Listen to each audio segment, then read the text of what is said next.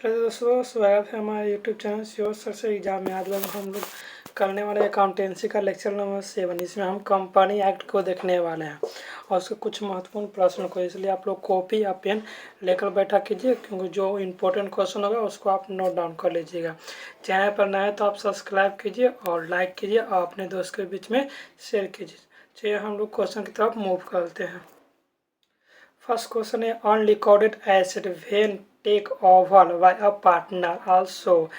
जब गैर अभिलेखित परिसंपत्ति सरदार द्वारा ली जाती है उसे दर्शाया जाता है। Debit side of realisation account, debit side of bank account, credit side of realisation account, credit side of bank account. बताइए इसका आंसर क्या होगा। देखिए ऑन रिकॉर्डेड एसेट है। क्या है? ऑन रिकॉर्डेड जो एसेट होता है वो हम लोग किस साइड लिखते हैं? ऑन रिकॉर्डेड एसेट है तो इसको हम रियलाइजेशन अकाउंट में क्रेडिट साइड लिखते हैं। फर्स्ट का आंसर क्या होगा? फर्स्ट का सी होगा। यहाँ पे on recorded liability when paid of the show. देखिए रिकॉर्ड, देखिए ऑन रिकॉर्डेड लाइबिलिटी होगा, पेड है, उसको किस तरह से शो कर देंगे। देखिए ऑन रिकॉर्डेड एसेट को हम क्रेडिट साइड करते थे, इसको क्या करेंगे? डेबिट साइड रियलाइजेशन अकाउंट में करेंगे, क्या करेंगे? डेबिट साइड इसको रिकॉर्ड करते हैं। ठीक है, दो का करेक्ट आंसर क्या होगा? दो का करेक्ट आंसर सब ये हो जाएगा। चलते हैं नेक्स्ट क्वेश्चन की तरफ हम लोग मूव करते हैं। The accumulated profit and reserve are transferred to realization account, partner capital account की बैंक अकाउंट की नॉन ऑफ दीज। बताइए किस में ट्रांसफ़र किया जाता है? इसमें पार्टनर कैपिटल अकाउंट में क्या ट्रांसफ़र करते हैं? प्रॉफिट एंड रिजर्व जो होता है ना, उसको ओल्ड रिलेशन में ही ट्रांसफ़र किया जाता है। ठीक है, चलिए नेक्स्ट क्वेश्चन की तरफ मूव करते हैं। A company is which type of person. Company कौन सी व्यक्ति होती है? Legal person, artificial person, legal artificial person, special person. देखिए क्वेश्चन आप लोग लिख लीजिए, बहुत ही इंपॉर्टेंट क्वेश्चन है। ठीक है, क्या हो जाएगा इसका? क्या होगा? लीगल आर्टिफिशियल पर्सन हो जाएगा। वैधानिक लिखित व्यक्ति होता है। कंपनी क्या होता है? लीगल आर्टिफिशियल पर्सन होता है। ठीक है, चलिए नेक्स्ट क्वेश्चन की तरफ मूव करते हैं। By whom a company is created? By preference share holder, by promoters, by law की, बाय डिवेंचर होल्डर। बताइए कंपनी किसके द्वारा निर्माणित होती है? तो किसके द्वारा होता है? ये लॉ के द्वारा कंपनी क्या होता है? निर्माणित होता है। कौन सा लॉ हो गया? ये कंपनी एक्ट 2030 2013 के अकॉर्डिंग है ना। जब चेंज होगा, एमेंडमेंट होगा ना, तो उसके अकॉर्डिंग ही चलता है। ठीक है, चलिए नेक्स्ट क्वेश्चन तरफ हम लोग मूव करते हैं। A company is generally created for the purpose of. Company का निर्माण साधारणतः किस उद्देश्य के लिए किया जाता है? फॉर जनता की सेवा करने के लिए। ये तो गलती है, कंपनी हमेशा प्रॉफिट के लिए ही बनाया जाता है, लाभ कमाने के लिए कि सरकार को लाभ पहुंचाने के लिए, कि इनमें से कोई नहीं। तो 6 का आप लोग बताइए, कंपनी जब भी होता है प्रॉफिट कमाने के उद्देश्य से ही किया जाता है। ठीक है ना, ये क्या होगा? इस क्या होगा इसमें? 6 का क्या होगा? 6 का करेक्ट आंसर बी हो जाएगा। ठीक है, और प्रॉफिट होता है। The maximum number of member in a private company is limited. Private company में मैक्सिमम नंबर कितना होता है? तो लिखिएगा प्राइवेट कंपनी में मैक्सिमम नंबर कितना होता है? 2 होता है, 200 होता है। कितना होता है? 200 होता है। ठीक है, चलिए नेक्स्ट क्वेश्चन की तरफ मूव करते हैं। निम्न में से कौन सी कंपनी की विशेषता नहीं है? मतलब कंपनी की फ्यूचर पूछला। Artificial person, separate legal entity और limited diet create by law. देखिए विशेषता है क्रिएट बाय लॉ के द्वारा विशेषता। ठीक है, और लिमिटेड डाइट। देखिए इसमें क्या होगा? ये गलती ऑप्शन होगा। 8 का क्या होगा? 8 का सी हो जाएगा ये करेक्ट आंसर, क्योंकि और लिमिटेड लाइबिलिटी होता है पार्टनरशिप में। ठीक है ना, कंपनी में क्या होता है? लिमिटेड लाइबिलिटी होता है। क्या होता है? Limited liability. आर्टिफिशियल पर्सन है, सेपरेट लीगल एंटिटी भी है। ठीक है ना, कंपनी का ये सब विशेषता है। लेकिन सी नंबर जो कि इसका दिया हुआ है पार्टनरशिप का दिया हुआ है। आप लोगों को पिछली कक्षा में हम पार्टनरशिप आपको बताया था, उसी से ये क्वेश्चन है। ठीक है ना, चलिए नेक्स्ट क्वेश्चन की तरफ हम लोग मूव करते हैं। Under the provision of company act a company can issue.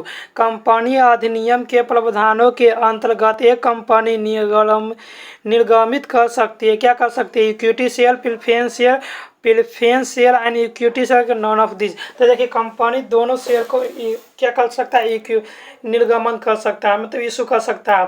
Preference share and equity share, equity share को ऑनर ऑफ शेयर भी बोलते हैं। ये क्या मालिक होता है इक्विटी शेयर, ठीक है ना। चलिए कंपनी का मालिक का होता है, ठीक है। नेक्स्ट क्वेश्चन तब हम लोग मूव करते हैं। देखिए शेयर दो टाइप के होते हैं, इक्विटी शेयर और प्रेफरेंस शेयर। ऑनर के पास क्या रहता है, इक्विटी शेयर रहता है, बाकी जो शेयर होल्डर होता है उसके पास क्या रहता है, प्रेफरेंस शेयर ही होता है, ठीक है ना। चलिए the total amount of liability side include of the following authorise capital, issue capital, subscribe करके पेड अप कैपिटल। क्या होगा, दायित्व की कुल राशि में शामिल होती है। दायित्व की कुल राशि में क्या था, पेड अप कैपिटल शामिल होता है, ठीक है। नेक्स्ट क्वेश्चन तब मूव करते हैं। Security premium can not be applied, security premium can not be apply क्या होता है, for paying dividend to member, कि for issue bonus share to member, for waiting writing off preliminary expense of company, की for return of the discount on issue of debenture. बताइए इसका क्या answer हो जाएगा। 11 का क्या करेक्ट आंसर क्या होगा, इसका आंसर ए ऑप्शन हो जाएगा, ठीक है। क्या होगा, ये ऑप्शन हो जाएगा, ठीक है। चलिए नेक्स्ट क्वेश्चन पर मूव करते हैं। इस क्वेश्चन का आप आंसर बताइए। कंपनी अधिनियम 2013 की किस धारा के प्रावधानों के अंतर्गत कंपनी बट्टे पर अंशों का निर्गमन नहीं कर सकती है। Company can not issue its share at discount under which of the following section of the company act 2030। 12 का करेक्ट आंसर क्या हो जाएगा, आप लोग बताइए। 12 का करेक्ट आंसर 53 हो जाएगा, ठीक है ना। सेक्शन 53 के अंतर्गत डिस्काउंट को सेक्शन के अंतर्गत आता है, ठीक है। इक्विटी सेल बताइए, अभी बताएं इक्विटी सेल क्या होता है। Credit of the company, owner of company के कस्टमर ऑफ कंपनी के नॉन ऑफ दीज। तो क्या होगा, ऑनर ऑफ कंपनी होता है इक्विटी शेयर, ठीक ना। क्रेडिटर ऑफ कंपनी क्या होता है, डिवेंचर होता है, इसको याद रखिएगा, ठीक ना। आगे आपको क्वेश्चन में मिलेगा। क्रेडिटर ऑफ कंपनी क्या होता है, डिवेंचर होता है, ठीक है। और ऑनर ऑफ द कंपनी क्या होता है, ये आपको इक्विटी शेयर होल्डर होता है, ठीक है। चलिए नेक्स्ट क्वेश्चन तब हम लोग मूव करते हैं। A company can issue it sell at premium under which of the following section of the Indian company act 2030। 14 के क्या आंसर हो जाएगा, करेक्ट आंसर आप लोग बताइए। 77, 78, 52, 53। ये होगा मोस्ट इंपोर्टेंट क्वेश्चन है, आप लोग लिख लीजिएगा, ठीक है। 14 का करेक्ट आंसर क्या होगा, 53 होगा। कौन सा सेक्शन, 53 हो जाएगा, ठीक है। चलिए देखिए, आप कोई भी इस शेयर को इशू करते हैं तो एट पाल होता है, एट प्रीमियम होता है, प्रीमियम पर होता है, एट पाल होता है, एट पाल हो गया, फिर प्रीमियम हो गया, फिर क्या होता है, डिस्काउंट होता है। तो देखिए अगर आपको क्वेश्चन में नहीं लिखा हो तो किस में जाता है, प्रीमियम, और डिस्काउंट किस पर होता है, अलॉटमेंट पर होता है, ठीक ना, याद रखिएगा। चलिए नेक्स्ट क्वेश्चन की तरफ हम लोग मूव करते हैं। Balance of official account after the issue of official is transfer to profit and loss, कि कैपिटल रिजर्व अकाउंट, की जनरल रिजर्व, की एक नॉन ऑफ दिस। इसका आंसर क्या होगा, देखिए फॉरफिश का मतलब देखिए, कोई हम कंपनी का शेयर कीजिए, उसमें पेमेंट देना होता है, किसमें एप्लीकेशन में, allotment, first call, second call, final call पर अगर हम किसी को पेमेंट नहीं किए तो हमारा शेयर को क्या किया जाता था, जब्त कर लिया जाता है। जब्त करके उसको फिर से क्या करता है, रीइशू किया जाता है, तो उसी को हम बोलते हैं फॉरफिश होता है, ठीक है ना। तो ये होता है जो क्या होता है, ये कैपिटल रिजर्व में इसका अमाउंट होता है जो ट्रांसफर होता है। 15 का आंसर क्या होगा, 50 का आंसर बी ऑप्शन होगा, कैपिटल रिजर्व होगा, याद रखिएगा, ठीक है ना। चलिए नेक्स्ट क्वेश्चन की तरफ हम लोग मूव करते हैं। Share can be forfeit for failure to attend meeting, की for non payment of call money, की for failure to pay the loan to the bank, for which share all pledged all security. क्या होता है, share of can be forfeit, forfeit कब किया जाता है, अंशों का कब होता है। अभी आप लोग को बताए थे कि जब हम पेमेंट नहीं करते हैं कॉल का, जैसे फाइनल कॉल हो गया, फर्स्ट कॉल हुआ, सेकंड कॉल या अलॉटमेंट का या एप्लीकेशन का, जब हम पेमेंट नहीं करते हैं तो क्या मेरा शेयर क्या करता है, जब्त कर लिया जाता है, उसको हलन बोलते हैं। तो क्या हो जाएगा, 16 का करेक्ट आंसर क्या होगा, बी ऑप्शन हो जाएगा।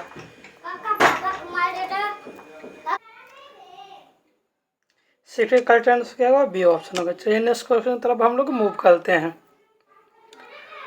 Balance of share for fish account is show in the balance sheet under the item, मतलब फॉर फिश अकाउंट का जो बैलेंस शीट में कहाँ शो करेगा, करेंट लाइबिलिटी एंड प्रोविडेंस में, कि रिजर्व एंड सरप्लस में, कि शेयर कैपिटल अकाउंट के, कि अनसिक्योर्ड लोन में जाएगा, किस तरफ शो करेगा। आप लोग बताइए इसका आंसर क्या होगा। देखिए फॉरवर्ड अकाउंट का जो बैलेंस होता है वो ट्रांसफर किस में होता है, कैपिटल रिजर्व अकाउंट में होता है। कैपिटल रिजर्व अकाउंट में ट्रांसफर होता है तो वो बैलेंस शीट में क्या शो करेगा, रिजर्व एंड सरप्लस में।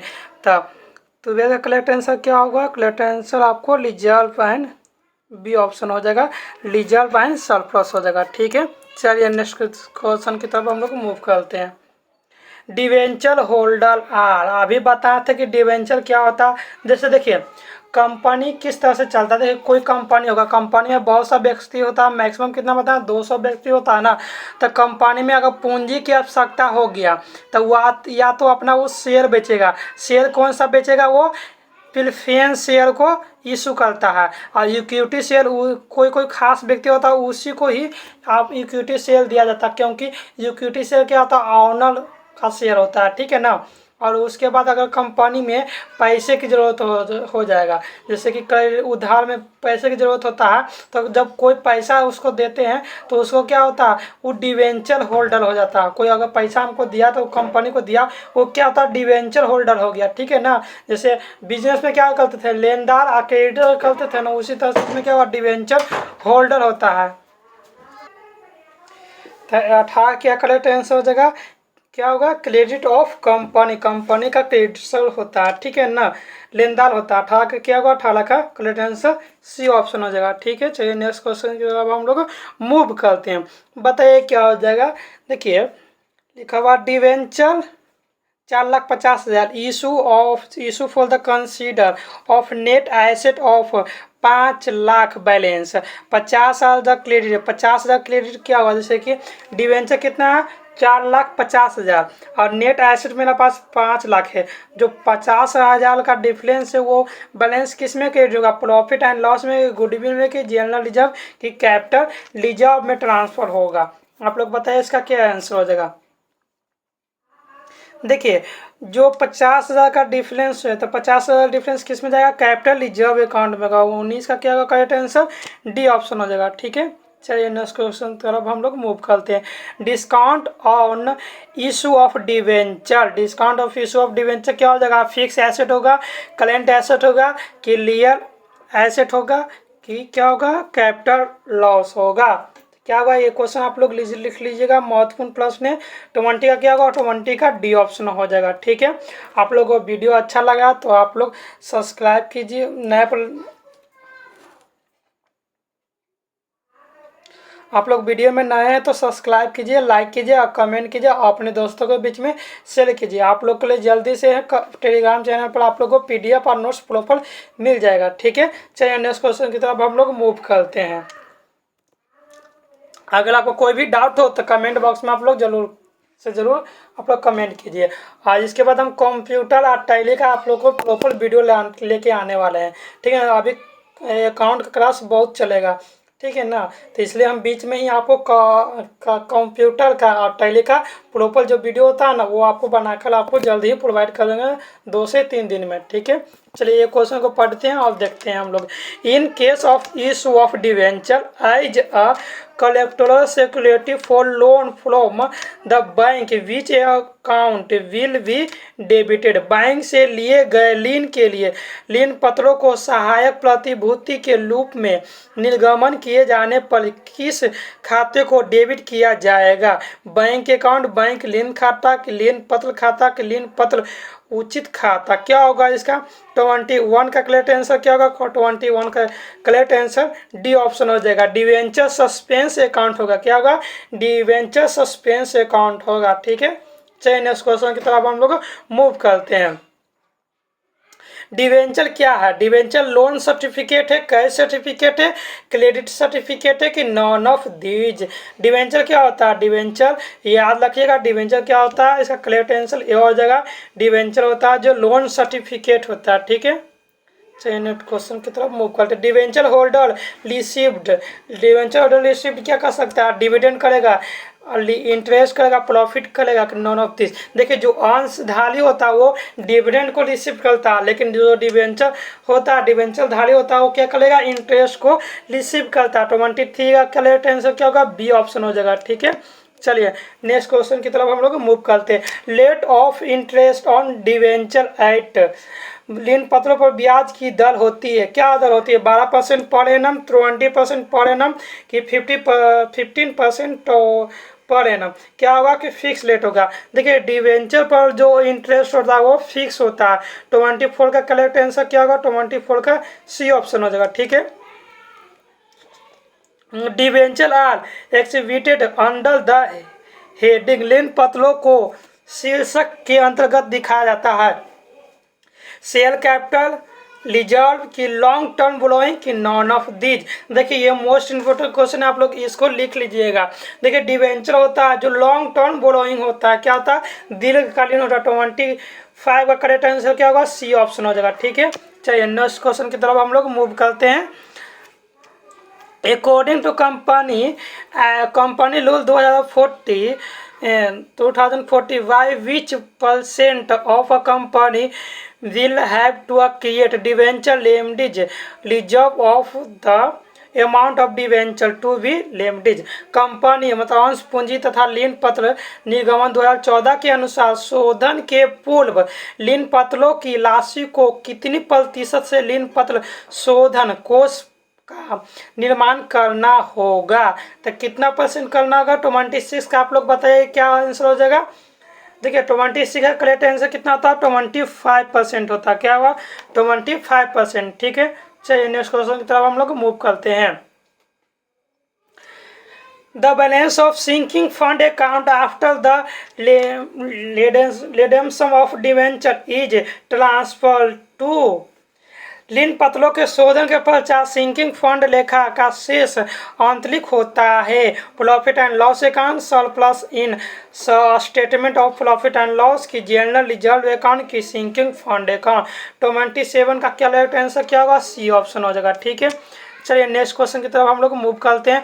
Profit on cancellation of owner debenture is transfer to statement of profit account, surplus in statement of profit and loss की रिजर्व जनरल रिजर्व अकाउंट की कैपिटल रिजर्व अकाउंट।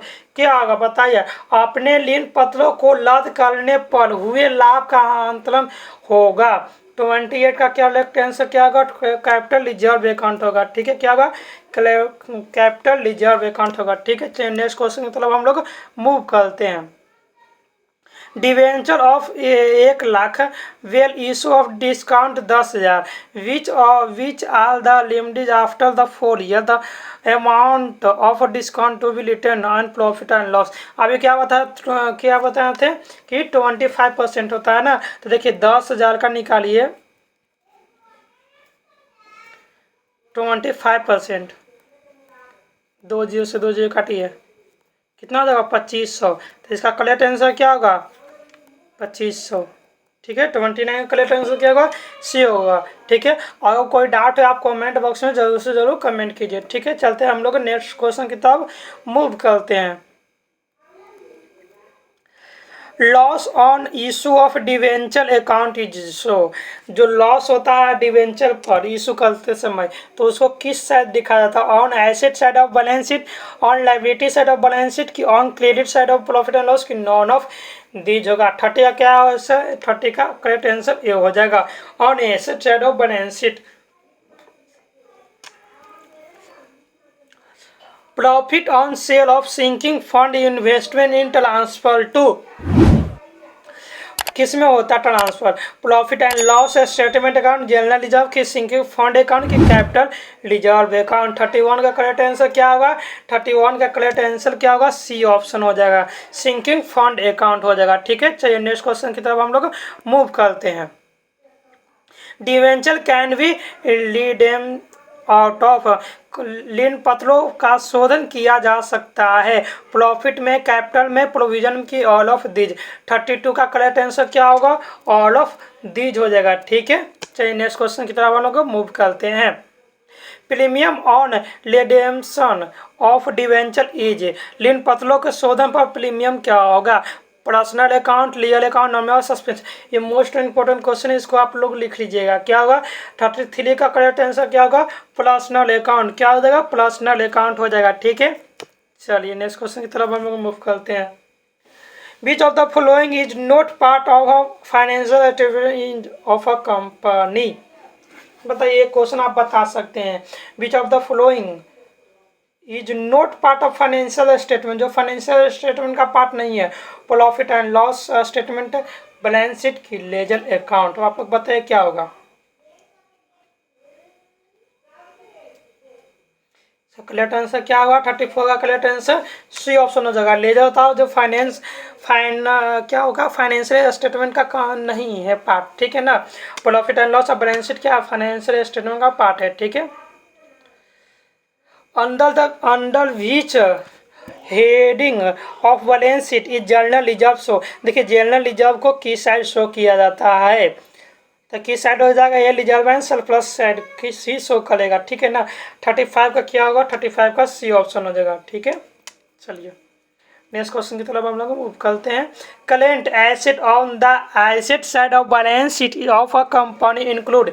बताइए, sundry, debtors, cash in hand, stock हो गया। देखिए, ये सब क्या होता है? करेंट एसेट हो गया। करेंट एसेट हो गया, दो एसेट साइड में शो करेगा ना, इसलिए 36 का क्या करेक्ट आंसर क्या होगा? डी ऑप्शन होगा कि ऑल ऑफ दीज हो जाएगा। ठीक है।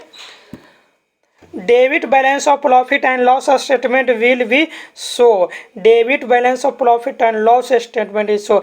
ऐसे set of balance sheet, liability side of balance sheet, under the head reserve and surplus कि under the head reserve and surplus a negative item.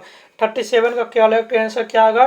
Correct answer D option हो जाएगा कि under the head, किसके head में? Reserve and surplus के head में जाएगा, negative item होगा, क्योंकि क्या हुआ? प्रॉफिट एंड लॉस है ना। चलिए, preliminary expense are show in the balance sheet under the head क्या होगा? Fix asset, reserve and surplus, loss and advance की, अदर एक्सपेंडिचर। 38 का करेक्ट आंसर आप लोग बताएं क्या होगा? किसके अंदर जाएगा? प्रीलिमिनरी एक्सपेंस, ये रिजर्व एंड सरप्लस का पार्ट है। ठीक है ना। 38 का बी ऑप्शन है।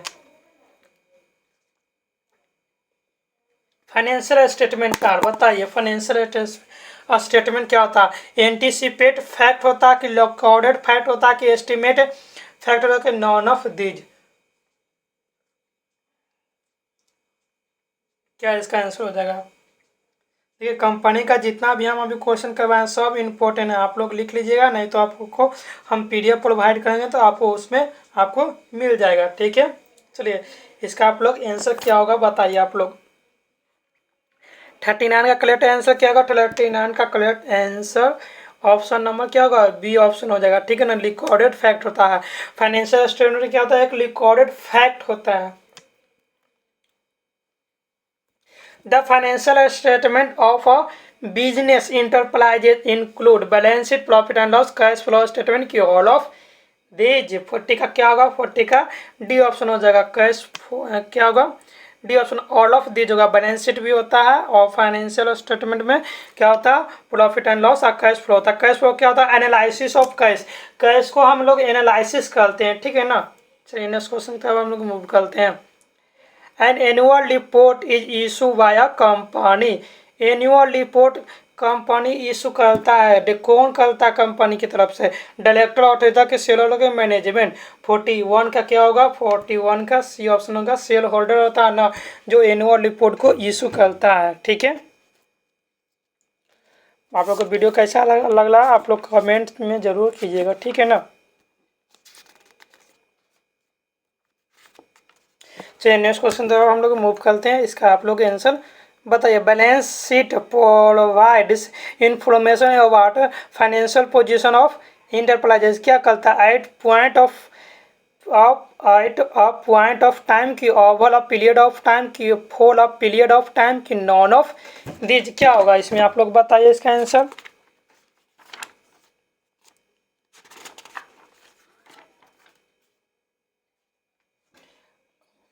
बताइए इसका आंसर क्या होगा। देखिए कंपनी में होता है कॉल इन एलियर, एलियर का मतलब होता है आउटस्टैंडिंग का पार्ट होता है, ठीक है ना। आप लोग याद रखिएगा, एलियर हो गया, कॉल इन एलियर हो गया, यहाँ पे आउटस्टैंडिंग कंपनी में नहीं लिखा रहता। और कॉल इन एडवांस हो गया, वो पेड का एक पार्ट होता है, ठीक है ना। अगर पूछ देगा कि कॉल इन एलियर अकाउंट है जो कौन सा अकाउंट है, पर्सनल अकाउंट है, ठीक है ना। चलिए आप लोग बताइए। देखिए एक क्वेश्चन आप लोग लिखिएगा, मैं एक पॉइंट लिखिएगा। पेड अप कैपिटल बराबर क्या होता है, पेड अप कैपिटल बराबर क्या होता है, called up capital, called up capital minus called in earlier. Paid up capital बराबर क्या होता है, called up capital, called up capital minus called in earlier होता है, ठीक है। आप लोग को जो महत्वपूर्ण है वो हम आपको लिखा दे रहे हैं, उससे आप लोग रिविजन कर लीजिएगा, ऐसे आपको नोट्स में आपको प्रॉपर मिल जाएगा, ठीक है।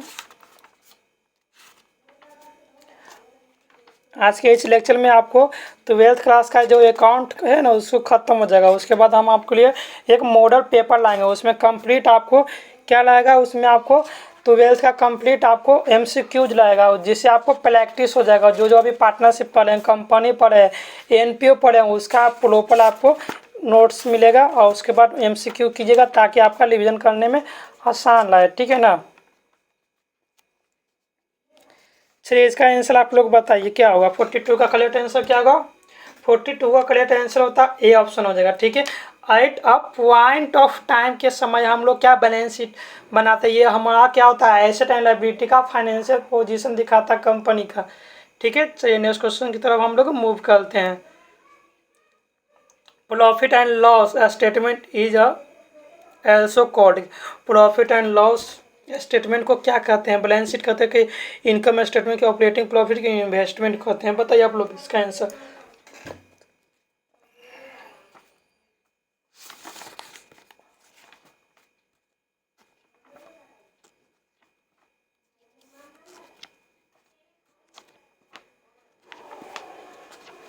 क्या इसका आंसर हो जाएगा 43 का, आप लोग बताइए क्या होगा इसका आंसर, क्या होगा 43 का करेक्ट आंसर आप लोग लिखा कीजिए। इसका क्या होगा, इसको हम इनकम स्टेटमेंट अकाउंट कहते हैं, ठीक है ना। प्रॉफिट एंड लॉस स्टेटमेंट को इनकम स्टेटमेंट कहते हैं, ठीक है। चलिए नेक्स्ट क्वेश्चन की तरफ हम लोग मूव करते हैं। इंटर क्या हुआ, inter presentation of financial statement include, वित्तीय विवरण के निर्वाचन में शामिल होता है क्रिटिज्म एंड एनालिसिस की कंपैरिजन एंड ट्रेडिंग स्टडी की ड्राइंग कंक्लूजन की ऑल ऑफ दीज। क्या होता है 44 का आप लोग आंसर बताइए, ऑल ऑफ दीज होगा, ठीक है। ऑल ऑफ क्या होता है, डीज होता है, ठीक है। चलिए 45 का करेक्ट आंसर क्या होगा, horizontal analysis is known as, horizontal analysis क्या होता है, dynamic analysis, structural analysis, statics analysis की नॉन ऑफ दिस। इसको महत्वपूर्ण प्रश्न है, आप लोग इसको लिख लीजिए, ठीक है ना। क्या होगा 45 का डायनेमिक एनालिसिस होता है, क्या होगा 45 का आंसर क्या होगा correct answer, in dynamic analysis. देखिए आप लोग एक बैलेंस शीट का फॉर्मेट लिखा कीजिए। देखिए कंपनी का जब हम बैलेंस शीट बनाते हैं वह क्या होता है, वो हॉरिजेंटल होता है, वर्टिकल नहीं, वो हॉरिजेंटल होता है। तो इसमें क्या क्या फॉर्मेट के पार्ट होता है, हेड होता है, आप लोग लिखा कीजिएगा। देखिए फर्स्ट पार्ट में होता है इक्विटी एंड लायबिलिटी होता है, क्या होता है इक्विटी एंड लायबिलिटी, उसमें कैपिटल एंड क्या होता है लायबिलिटी होता है, लेकिन इसमें फर्स्ट पार्ट में इक्विटी एंड लायबिलिटी होगा, ठीक है। इक्विटी एंड लायबिलिटी में क्या क्या आएगा, शेयर होल्डर फंड आएगा, ठीक है। और शेयर होल्डर फंड में क्या क्या आएगा, शेयर कैपिटल आएगा, फिर रिजर्व एंड सरप्लस आएगा, रिजर्व एंड सरप्लस आएगा, ठीक है।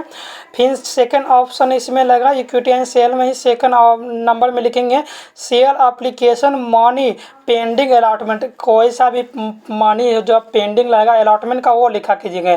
फिर non current asset, non current liability लिखेंगे। क्या लिखेंगे? नॉन करेंट लायबिलिटी में हम क्या क्या लिखेंगे? लॉन्ग टर्म बोरोइंग लिखेंगे, डिफर्ड टैक्स लायबिलिटी लिखेंगे, अदर लॉन्ग टर्म लायबिलिटी लिखेंगे, लॉन्ग टर्म प्रोविजन लिखेंगे, ठीक है ना। करेंट लायबिलिटी में लिखेंगे, देखिए 1 2 3 4 हेड होते हैं। लायबिलिटी में कितने हेड होते हैं? इक्विटी एंड लायबिलिटी में 4 हेड होता है। पहला हेड होता है शेयर होल्डर फंड का, सेकेंड हेड होता है share application money pending allotment होता है। थर्ड हेड क्या होता है? नॉन करेंट लायबिलिटी होता है। फोर्थ हेड क्या होता है? Current liability. करेंट लायबिलिटी में क्या क्या होगा? शॉर्ट टर्म बोरोइंग होगा, ट्रेड पेबल होगा, अदर करेंट लायबिलिटी होगा कि शॉर्ट टर्म प्रोविजन होता है, ठीक है ना। अब आइए हम लोग एसेट में लिखते हैं। एसेट को कितने हेड लिखा हुआ? 2 हेड लिखा हुआ। फर्स्ट में नॉन करेंट एसेट है और सेकंड में current asset. Non current asset में क्या क्या है? Fix asset. क्या है? Fix asset. फिक्स एसेट में क्या है? टेंजिबल एसेट, इनटेंजिबल एसेट, ठीक है। कैपिटल वर्क इन प्रोसेस की इंटेंजिबल एसेट अंडर डेवलपमेंट, ठीक है। फिर नॉन करेंट इन्वेस्टमेंट हो जाएगा, डेफर्ड टैक्स एसेट होगा, फिर long term loan and advance हो जाएगा, फिर अदर करेंट एसेट हो जाएगा, ठीक है ना। फिर करंट एसेट में क्या है? करंट इन्वेस्टमेंट होगा, ट्रेड रिसीवेबल होगा, इन्वेस्टर हो गया, कैश एंड कैश इक्विवेलेंट हो गया, short term loan and advance हो गया, अदर करंट एसेट होगा। देखिए कंपनी में क्या होता है ना कि हम जब हॉरिजॉन्टल बनाते हैं तो जिसके हेड में जो आता है उसको हम पहले एंट्री करते हैं, आगे पीछे एंट्री करेंगे तो क्या होगा? गलती हो जाएगा। लेकिन हम जब हम बिजनेस में बनाते थे बैलेंस शीट तो वर्टिकल बनाते थे। एक साइड क्या होता? लायबिलिटी होता था, एक साइड क्या होता था? कैपिटल होता। आगे पीछे भी लिखेंगे ना तो उसमें गलती नहीं था, लेकिन इसमें गलती का संभावना, क्योंकि सबका अलग अलग हेड है। पहले क्या होगा? नॉन फिक्स एसेट होगा, फिर उसके नीचे क्या होगा? करेंट एसेट होगा, ठीक है। चलिए हम लोग अब क्वेश्चन करते हैं। आई होप कि आप लोग को ये कंसेप्ट क्लियर हुआ होगा। और कोई भी डाउट हो आप लोग कमेंट बॉक्स में जरूर पूछा कीजिएगा, ठीक है ना। चलिए नेक्स्ट क्वेश्चन की तरफ हम लोग मूव करते हैं। इसमें आप लोगों को कुछ tools and financial statement analysis होता है, जैसे कोऑपरेटिव क्या होता है? कोऑपरेटिव स्टेटमेंट होता है, उसका भी हम आप लोग को बता देंगे। ब्रेक इवन एनालिसिस होता है, कैश फ्लो होता है, फंड फ्लो होता है, ये सब आप लोग है ना इसका टूल होता है एनालिसिस का। चलिए नेक्स्ट क्वेश्चन की तरफ हम लोग मूव करते हैं। Vertical analysis is known as statics analysis, dynamic analysis, structural analysis की नॉन ऑफ दीज। क्या होगा इसका? 46 का स्टैटिक्स एनालिसिस होगा। वर्टिकल क्या होता है? वर्टिकल एनालिसिस स्टैटिक्स एनालिसिस होता है और हॉरिजॉन्टल एनालिसिस डायनेमिक एनालिसिस होता है, ठीक है। चलिए नेक्स्ट क्वेश्चन की तरफ हम लोग comparative statement are also known as. Comparative statement क्या हो कि आल्सो नोन एज किसके नाम से जाना था? Dynamic analysis, horizontal analysis, vertical analysis की एक्सटर्नल एनालिसिस की एक्सटर्नल। 47 के करेक्ट आंसर क्या होगा? ये हॉरिजॉन्टल एनालिसिस होता है, ठीक है ना। 47 का बी ऑप्शन हो जाएगा। The most commonly use tool of financial analysis are horizontal analysis, vertical analysis, ratio analysis की ऑल ऑफ दीज। 48 का क्या होगा? ऑल ऑफ दीज होगा, ठीक है। चलिए नेक्स्ट क्वेश्चन की तरफ हम लोग मूव करते हैं। Common size statement are also known as. Common size statement also known as dynamic analysis, horizontal analysis की वर्टिकल एनालिसिस की नॉन ऑफ दीज। 49 का क्या होगा? 49 का सी ऑप्शन हो जाएगा, वर्टिकल एनालिसिस हो जाएगा, ठीक है। The common base of the income statement in resolve revenue from operating की total expense की total of balance sheet की none of these। 50 का करेक्ट आंसर क्या होगा?